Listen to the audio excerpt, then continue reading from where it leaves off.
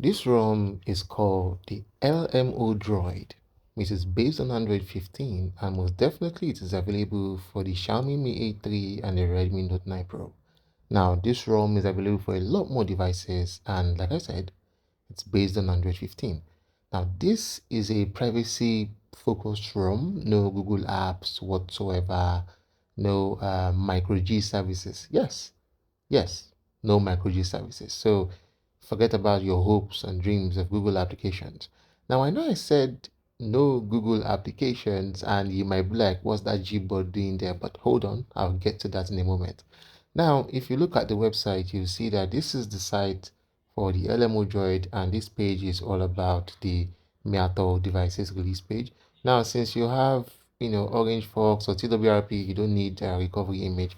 Now, on this side, you see the one for the Xiaomi Mi 8 III codename Laurel Sprout.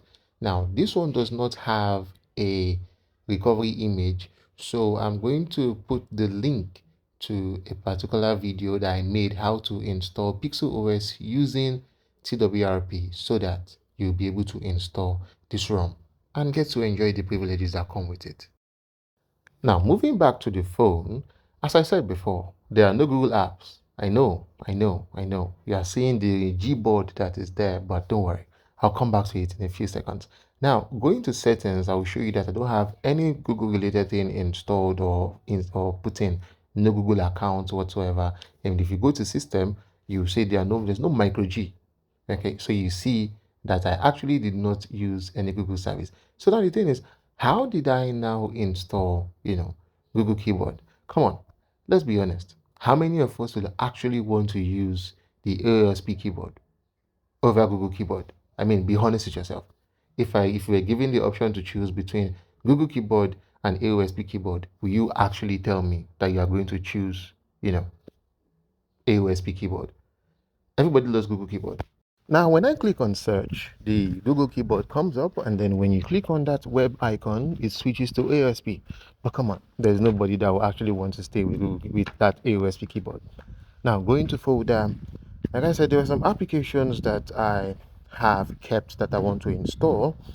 Some of them being Google Cam, then there is a Kitsune Mask, and then that retro app for music playing and all of that. Now the Kitsune Mask is to root my phone so that I can have Dolby services, since, well, Dolby doesn't really come with ROM. So I think I have some other apps in my Xender folder, but let's open the Xender app. Now, opening the Xender app, you see a lot of applications there. Now, don't get me wrong, there are Google applications there, but they are not installed. Okay, now opening the Xender app again, you see those applications, but let's move on to where the actual apps are, the ones I kept that I want to install. Now, mind you, no Google App Services, no micro G, so obviously some apps will not work. Now, what Xender does is that when you send an application, okay, it keeps it in the app folder, and then you can install the application directly. There are some applications that if you decide to go and install them through your normal app folder, your normal app file manager, you might not be able to install because they'll be broken into folders.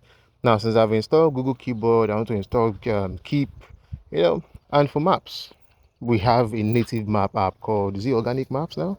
Yeah, Organic Maps. So yeah, we are good on that front. Now, we have your normal phone applications, messaging applications, contact applications, even a browser, a weird looking browser. And then we have camera. This is the camera that comes with the phone. Okay. Now, if you notice my videos, I don't really like using this particular camera. I prefer to use Google Cam. But because of the fact that we do not have Google services, I'm not so sure it is going to work. Gallery is there. So everything you need for a day-to-day operation, even this gramophone for playing music, everything you need is right there. Now, F-Droid open source applications, okay, a much wider app store than your Google Play Store. So you have access to a lot of applications. Even this Amaze app, it's a file manager with what's it called? Root features and all of that. I use it to extract, my archive file, So I guess we are good to go on that front. You have everything you need. Okay, but notwithstanding, there is something else that I noticed. Since apart from the fact that I'm obsessed with Dolby and no Dolby, there's something else called panic trigger. We are going to get there. very, very soon. Now, since in the normal download folder, like I said, I want to install Dolby and Magic and all of that. Now, on the settings front, apps, so let's say custom ROMs like this do not really come with any special features like Evolver or CR Droid or all of that. It's just plain. You get what you get. Now, here, I mentioned Panic Trigger the other time, which is this Panic Trigger. Now, when you click on it, well, it just brings the countdown. I wanted to cancel, but I wanted to see where this will go, but nothing happened. It just said done. I don't know if it's to send a panic trigger or whatever to somewhere else, but let's see where it is going to take us to. That's it. So when we press down F droid, but nothing. I guess maybe there's something else I have to enable, but we'll come back to that later. Now, looking at this here, like I said, you have everything you need. There's nothing to worry about. All the necessary applications that you need, your browser, your file manager, everything, even game space.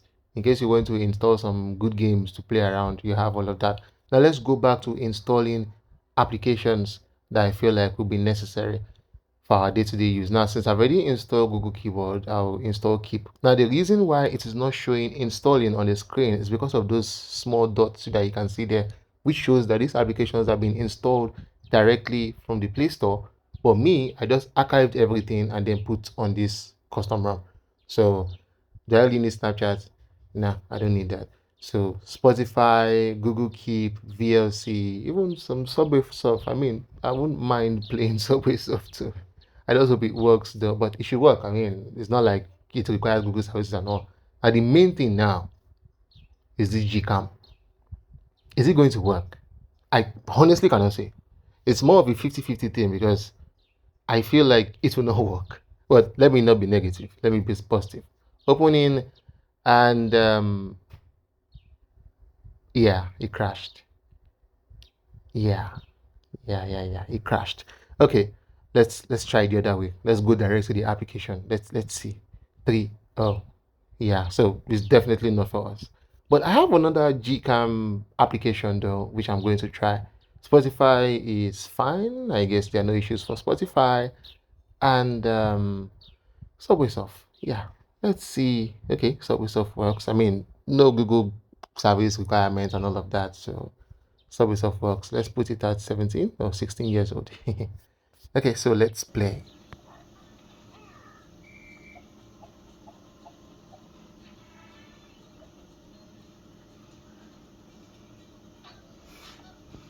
Well, at least we know that one works. Now let's move on to the favorite part of this video, or should I say my favorite part, installing Dolby. I'm obsessed with Dolby. And the first thing we need to do is to install Magisk. Now, this is Orange Fox, okay?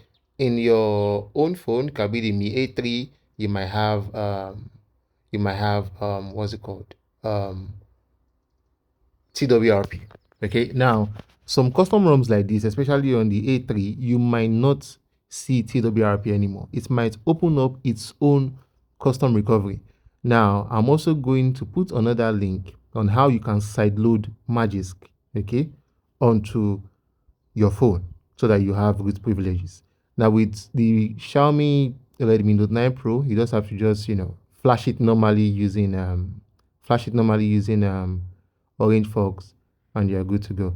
So we've installed it now. It's time to install the Kitsune Mask APK. Once that is done, we are going to go into the additional setup and all of that. Select direct install. Same thing for Mi A3 users, and then you are going to hit reboot. Okay, now we're back.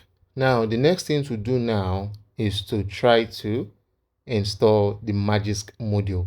Now we need two files: the AML audio modification library and the Dolby Magisk module. Now the Dolby Magisk module we are going to be using is the fancy one from I think Sony Xperia Mark 5 or whatever. I can't that the way they name their things, I don't know, but that's the one I'm using. And you need Kitsune Mask to install to install Dolby Atmos, especially ones of this caliber or even previous ones, and then you're good to go. So hit reboot, and then we are back in the phone.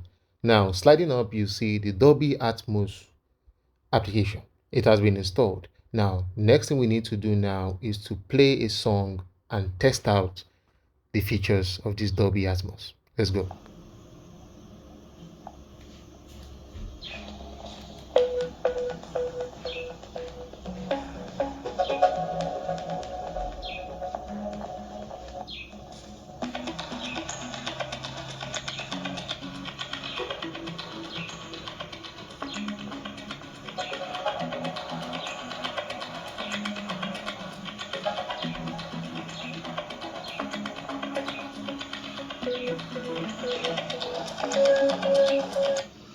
Dolby works. So the next thing I'm going to do now is I'm going to try to use this ROM for a couple of days and see if it is worth it as a daily driver and how stable it is. I'll see you guys in another video. Take care, you guys.